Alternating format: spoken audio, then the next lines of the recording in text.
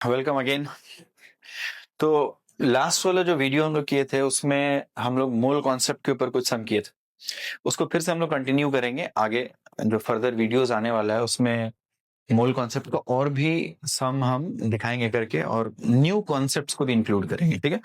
But बहुत सारा student request किया कि फोटो इलेक्ट्रिक इफेक्ट पे जो आप वीडियो बनाया उसके ऊपर एक सम, अच्छा टाइप का सम एक दिखाना है, ठीक है। तो एक बहुत इंपॉर्टेंट सम है, ये पीवाई क्यू नहीं है, प्रीवियस ईयर का तो क्वेश्चन नहीं है, बट ये फ्यूचर ईयर में आ सकता है, ठीक है। It is not P Y Q, it is F Y Q, future year question, ठीक है। सो होप कि आ जाए। चलो देखो, इसके अंदर कुछ कुछ इंपॉर्टेंट चीज छुपा है, मैं थोड़ा एक्सप्लेन कर देता हूं। पहले पहले क्वेश्चन समझ लो।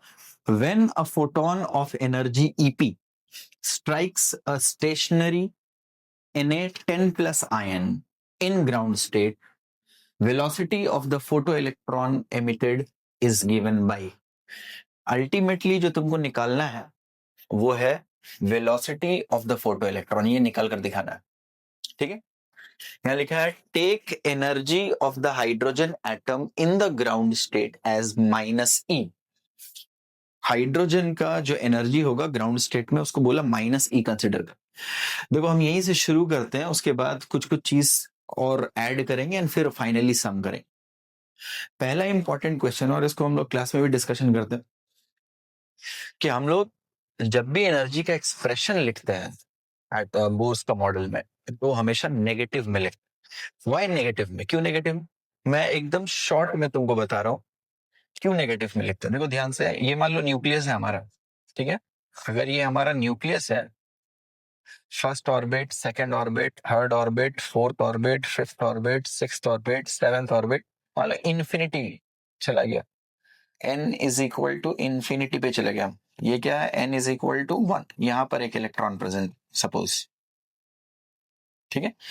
जब इस इलेक्ट्रॉन को हम इतना एनर्जी सप्लाई कर दे कि ये इन्फिनिटी तक चला जाए, इसको हम लोग आईपी कहते हैं, आयोनाइजेशन पोटेंशियल, ठीक है। इस वैल्यू को क्या कहते हैं? आईपी। और पीरियोडिक टेबल जो नेक्स्ट चैप्टर है हमारा, उसके अंदर ये डिटेल में है।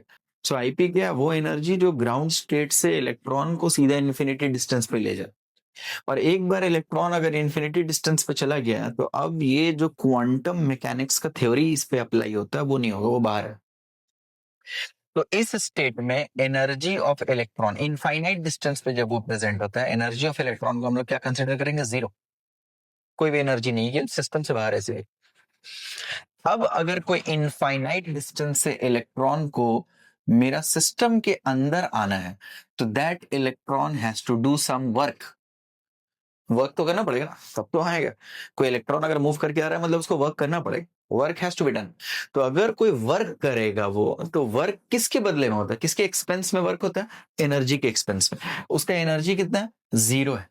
तो जब वो एनर्जी खर्च करेगा अंदर आने के लिए, क्योंकि वर्क कर रहा है, तो उसका एनर्जी जीरो से घटना शुरू होगा and that energy will be negative.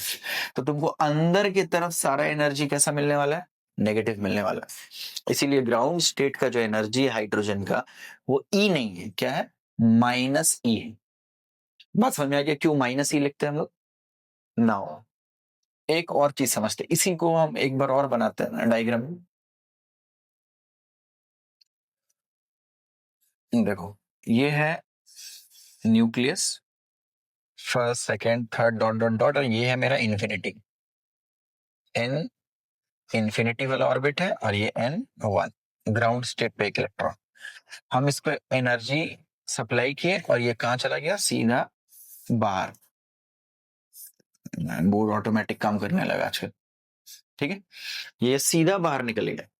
इस सिचुएशन में समझो कि अगर यहां पर इसका एनर्जी है E, क्योंकि मेंशन है take energy of hydrogen in the ground state as -E।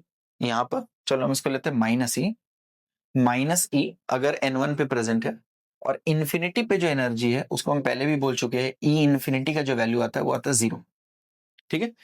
तो अगर हम किसी इलेक्ट्रॉन को यहां से निकाल कर यहां तक ले जाना चाहता है, तो जो चेंज इन एनर्जी है वो है E infinity -E1। First orbit और लास्ट ऑर्बिट का जो गैप है ई इन्फिनिटी माइनस वन, इसको हम लोग क्या बोलते हैं? चेंज इन एनर्जी, और इसी का नाम होगा आयोनाइजेशन एनर्जी। क्यों होगा आयोनाइजेशन एनर्जी?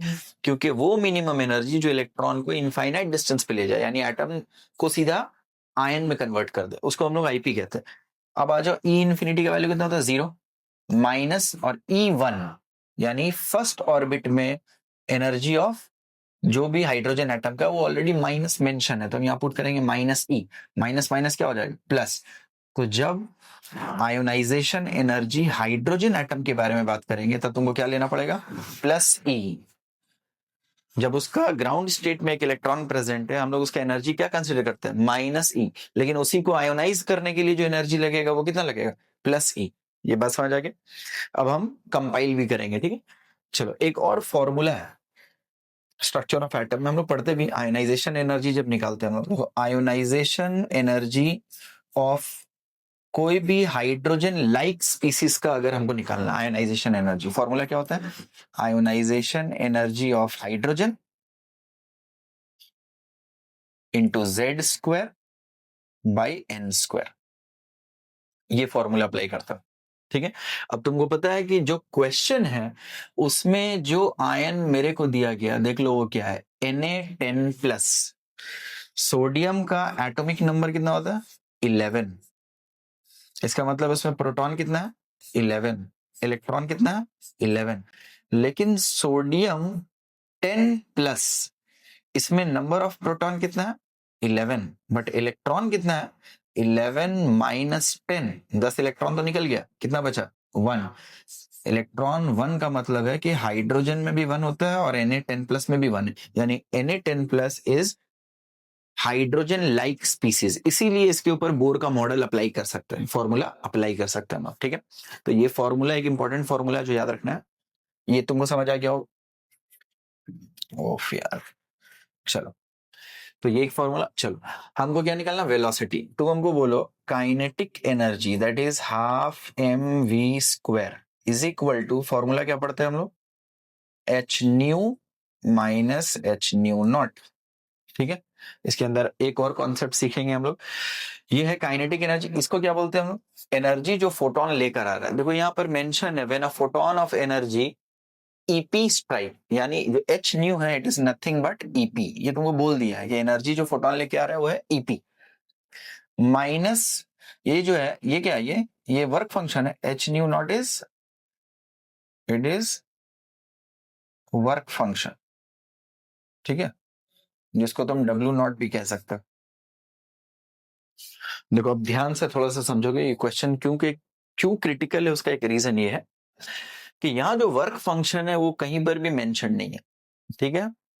अब सोडियम 10+ में एक ही इलेक्ट्रॉन, तो मान लो ये सोडियम का न्यूक्लियस है और एक ही इलेक्ट्रॉन है, मतलब फर्स्ट एक ही ऑर्बिट, 1 ऑर्बिट से इंफिनिटी ऑर्बिट पे तुमको लेकर जाना है। n इज इक्वल टू 1 से n is equal to infinity.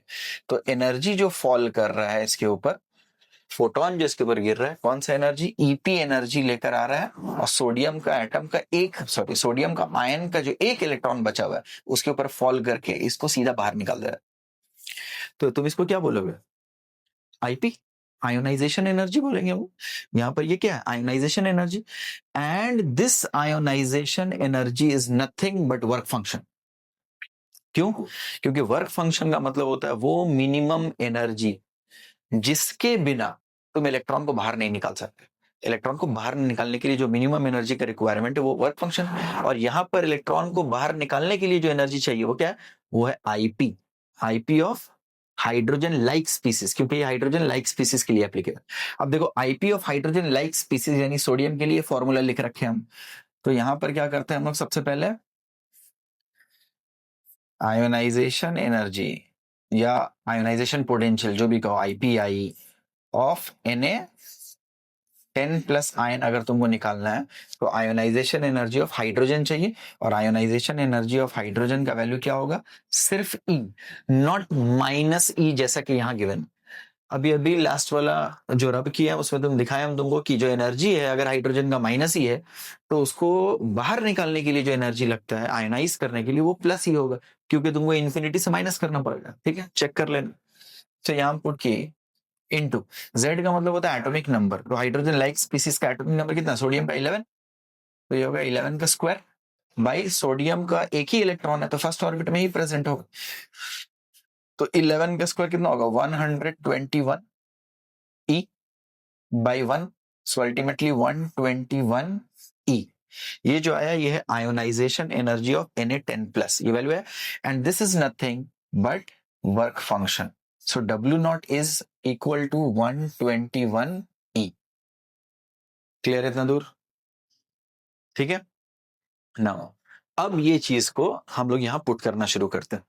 So half mv² is equal to h nu का मतलब EP माइनस वर्क फंक्शन का वैल्यू हम लोग कितना निकाले 121 ई। क्लियर? 2 से मल्टीप्लाई कर दो, so mv² will be 2 EP minus 121 E, और यहां से v² will be equal to 2 EP minus 121 E by m, and finally जब v निकालेंगे हम लोग तो क्या होगा, इसका रूट ले लेंगे, root under 2 EP minus 121 E by m। So किस ऑप्शन से ये मैच कर रहा है, v is equal to 2 EP minus 121 E by m is option number D. ठीक है, तो ये हमारा correct option. It's a very good question actually, in future ये कभी भी आ सकते हैं। आई होप कि ये कॉन्सेप्ट समझ आएगा। हम लोग फिर न्यू वीडियो में मिलेंगे, मूल कॉन्सेप्ट का सीरीज को कंटिन्यू करेंगे। ठीक है, तब तक के लिए जय हिंद।